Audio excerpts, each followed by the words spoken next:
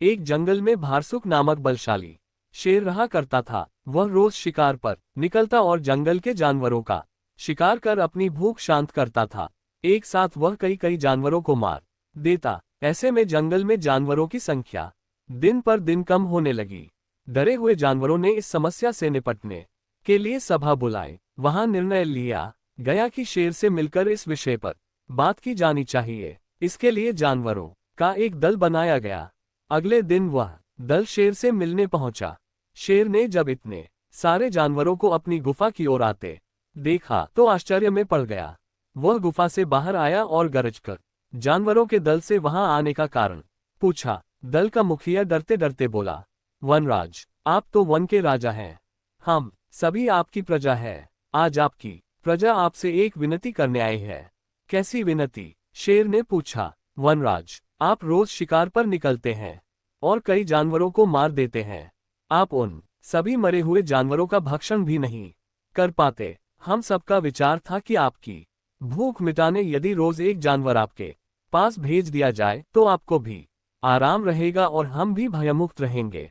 शेर को बिना मेहनत शिकार प्राप्त हो रहा था, इसलिए उसने ये निवेदन स्वीकार कर लिया, किंतु साथ ही चेतावनी भी दी कि जिस दिन उसके पास जानवर नहीं पहुंचेगा उस दिन वह सबको मार डालेगा। उस दिन के बाद से प्रतिदिन एक जानवर का चुनाव कर उसे शेर के पास भेजा जाने लगा।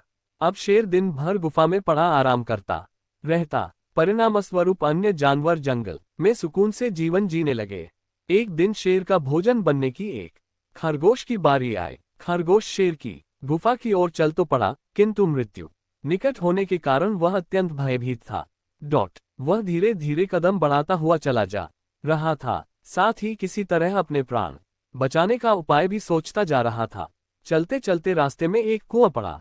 कुएं के पास जाकर जब खरगोश ने उसमें झांका तो उसे अपनी परछाई दिखाई पड़ी। उसी क्षण खरगोश को अपनी जान बचाने का एक उपाय सूझ गया। उपाय सूझते ही खरगोश में एक नए जोश का संचार हो गया। उसे शेर के पास जाने की कोई जल्दी नहीं थी। कुछ देर कुएं के पास आराम करने के बाद वह शेर के पास पहुंचा। इधर भूखा शेर अपने भोजन के आने में हो रही देरी से क्रोध में लाल पीला हुआ जा रहा था। जैसे ही उसने एक पिद्दी से खरगोश को देखा, उसका क्रोध और बढ़ गया। वह गरजकर खरगोश से बोला, पिद्दी खरगोश, मैं कब से प्रतीक्षा कर रहा हूं और तू अब आया है। अब मेरी भूख बढ़ चुकी है। तुझ अकेले से मेरा क्या होगा? तुझ पिद्दी को किस बेवकूफ ने मेरे पास भेजा है तुझे? तेरे बाद अब मैं उसे भी मारकर खा जाऊंगा। खरगोश हाथ जोड़कर गिड़गिड़ाया, वनराज, देरी के लिए मुझे क्षमा करें। विश्वास करिए, इसमें न मेरा दोष है न ही मुझे भेजने वाले का। हम तो 5 खरगोश आपका भोजन बनने निकले थे। किंतु रास्ते में एक दूसरे शेर ने हमें रोक लिया। जब हमने उसे बताया कि हम अपने राजा का भोजन बनने जा रहे हैं तो वह 4 खरगोशों को मारकर खा गया और मुझे आपके पास ये संदेश देने भेजा कि अब से वह जंगल का राजा है। ऐसा कहा उसने। शेर गुस्से में दहाड़ा, जी वनराज, उसने आपको लड़ाई के लिए ललकारा है। उसने कहा है कि वह आपको मारकर इस जंगल में एक अक्षत्र राज करेगा। ये सुनना था कि शेर गरजता हुआ बोला, मुझे अभी इसी समय उसके पास ले चल। मैं उससे बताता हूं कि इस जंगल का राजा कौन है। आज तो उसकी खैर नहीं। खरगोश तुरंत तैयार हो गया और शेर को लेकर कुएं के पास आ गया। कुएं को दिखाते हुए वह बोला, वनराज, ये उस शेर का दुर्ग है। वह इसी दुर्ग में रहता है। आप दुर्ग के द्वार से उसे ललकारिए। शेर ने कुएं में झांक कर देखा तो उसे अपनी परछाई नजर आई। परछाई देखकर उसने सोचा कि अवश्य ही वह दूसरा शेर है और जोर से दहाड़ते हुए उसे ललकारने लगा।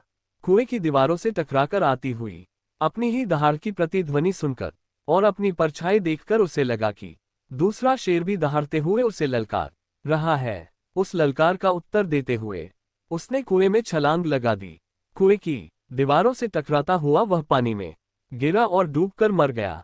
शेर के मरने के बाद खरगोश खुशी खुशी वापस लौटा और जंगल के अन्य जानवरों को खुशखबरी सुनाए। सुनकर सभी बहुत खुश हुए और सबने खरगोश की खूब प्रशंसा की। बुद्धि बल सबसे बड़ा बल होता है, इसलिए मुश्किल घड़ी में सदा बुद्धिमानी